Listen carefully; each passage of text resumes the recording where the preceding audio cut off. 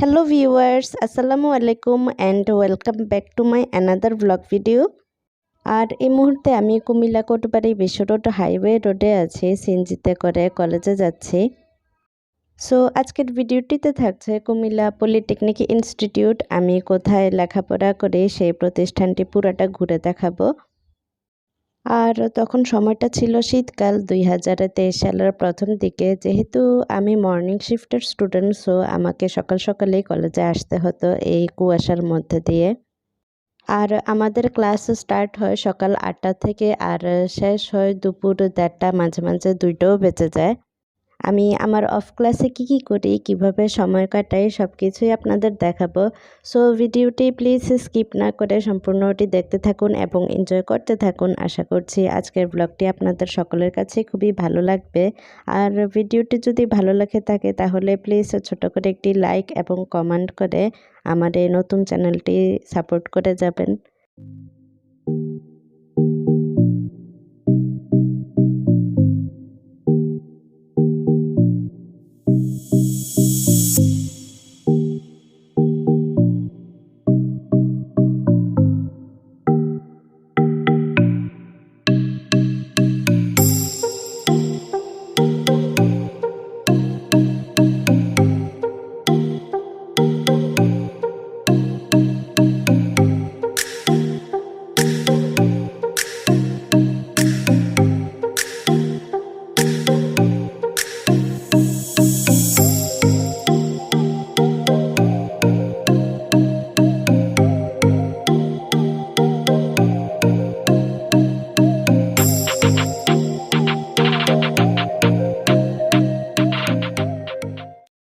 আর আমি computer science and technology ডিপার্টমেন্টের student. আর এই হচ্ছে আমাদের ডিপার্টমেন্ট। আমাদের ক্লাস এই ভবনগুলোতেই হয়।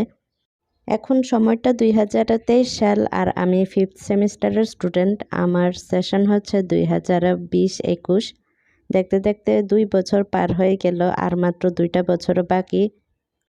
আমি আমার এসএসসি সার্টিফিকেট দিয়ে ফার্স্ট সেমিস্টারে ভর্তি হই। আর যারা এইচএসসি সায়েন্স থেকে পাশ করে তারা ডাইরেক্টলি 3rd সেমিস্টারে ভর্তি হওয়ার সুযোগ থাকে। আমার আবার এসএসসি সায়েন্স ছিল কিন্তু এইচএসসি সায়েন্স ছিল না, যার কারণে আমি 3rd সেমিস্টারে ডাইরেক্টলি ভর্তি হতে পারি নাই। সো আমাকে অনেকেই প্রশ্ন করে থাকে যে জেনারেল লাইন এবং কারিগরি লাইন আমি 2 জায়গায় একসাথে কিভাবে ভর্তি হলাম এবং কিভাবে আমি আমার লেখাপড়া চালিয়ে যাচ্ছি। তো তাদের উত্তর হচ্ছে এটাই যে আমি যখন ভর্তি হই সরকার তখন এক নতুন আইন পাশ করে, যার কারণে ওখানে বয়স উচ্চ করে দেয় যে যখন খুশি তখনই কারিগরি বোর্ডে ভর্তি হতে পারবে এবং লেখাপড়া চালিয়ে যেতে পারবে। তো যারা 2020 সালের মধ্যে এসএসসি পাশ করে তারাই ভর্তি হতে পারতো। তো আমার যেহেতু 2015-তে এসএসসি পাস, সো আমি তখনই সাথে সাথে অ্যাপ্লাই করি। আর আমার এসএসসি সায়েন্স সাবজেক্ট থেকে ছিল, যার কারণে আমাকে ফার্স্ট সেমিস্টারে ভর্তি হতে হলো। আর আমি যখন ভর্তি হই তখন আমি অলরেডি ডিগ্রি সেকেন্ড ইয়ারের স্টুডেন্ট। আর আমি যেহেতু রেগুলার স্টুডেন্ট, সো আমি ডিগ্রি এবং ডিপ্লোমা 2টা একসাথেই লেখাপড়া চালিয়ে যাই এবং কমপ্লিটও করি। আর সে বছর আমার সাথে আমার বয়সী আরও অনেকেই ছিল যারা অনার্সে লেখাপড়া করত, পাশাপাশি ডিপ্লোমাও করছিল। এমন অনেকেও ছিল যারা মাদ্রাসা থেকে লেখাপড়া করে আসছে, তারপর ডিপ্লোমাতে ভর্তি হয়ে লেখাপড়া চালিয়ে যাচ্ছে। সো এমন অনেকেই আমাকে প্রশ্ন করে থাকে যে ডিপ্লোমাতে ভর্তি হতে হলে কি সায়েন্সের স্টুডেন্ট হতে হবে কি না। আসলে এটা একদমই না।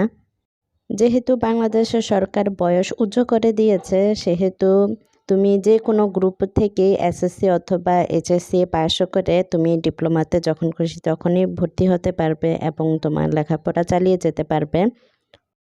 আশা করছি সকলের প্রশ্নের যথার্থ উত্তর আমি দিতে পেরেছি। তারপরও যদি কারোর কোনো প্রশ্ন থেকে থাকে তাহলে কমেন্ট বক্সে কমেন্ট করো, আমি যথার্থ উত্তর দেওয়ার চেষ্টা করব।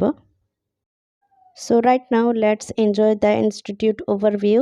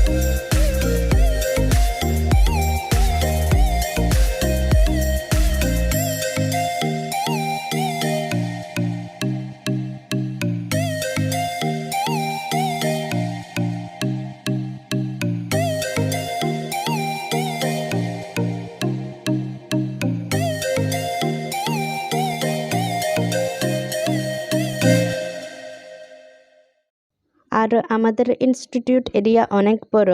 কলেজ এরিয়ার ভিতরে গার্লস এবং বয়েজ হোস্টেল অবস্থিত, আর সাথে একটি পুকুরও রয়েছে, অনেক ফাঁকা জায়গা এবং একটি বিশাল বড় মাঠও রয়েছে। আমি এই মুহূর্তে পুকুরের দিকে যাচ্ছি ওই ভিউটা এনজয় করার জন্য। আর ইনস্টিটিউটের ভিতরে একটা বেসরকারি কিন্ডারগার্টেন স্কুলও আছে, যেখানে টিচার্সদের ছেলেমেয়েরা লেখাপড়া করে এবং বাইরের থেকেও স্টুডেন্টরা আসে। আসলে ক্লাস অফ পিরিয়ডে সময়টা খুবই সীমিত, যার কারণে ওই সময় পুরো ইনস্টিটিউট ঘুরে দেখার সময় এবং সুযোগও হয়ে ওঠে না। তো এই মুহূর্তে আমাদের ছুটি হয়ে গেছে, ক্লাস শেষ, আর আমি আমার বান্ধবীদের সাথে একটু পুরো ইনস্টিটিউট ঘুরে দেখার প্ল্যান করেছিলাম, আর এখন সেটাই করছি। আর পুরাটা ঘুরে শেষ হলে আমরা একটু বাইরে যাব, তারপরও কফি খাবো। আসলে ডিপ্লোমা ইঞ্জিনিয়ারিং স্টুডেন্টদের উপরে সারাদিন এত প্রেশার থাকে যে ছুটি হওয়ার পরও কেউ কারোর সাথে গেট টুগেদার হয়ে চিল করার সময় সুযোগ হয়ে ওঠে না। সারাদিন আমাদের উপর অনেক প্রেশারে যায়, প্রজেক্ট রেডি করা, প্রেজেন্টেশন প্রস্তুত করা, জব শিট রেডি করা, সেশনাল পেপার রেডি করা, আর স্টাডি এক্সাম তো আছেই। সো সারাদিনই অনেক প্যারা যায়, প্যারার মধ্যে থাকতে হয়। 6 মাসের মধ্যে আমাদের অনেক পরীক্ষা দিতে হয়, প্রত্যেক মাসে মাসে আমাদের পরীক্ষা থাকে।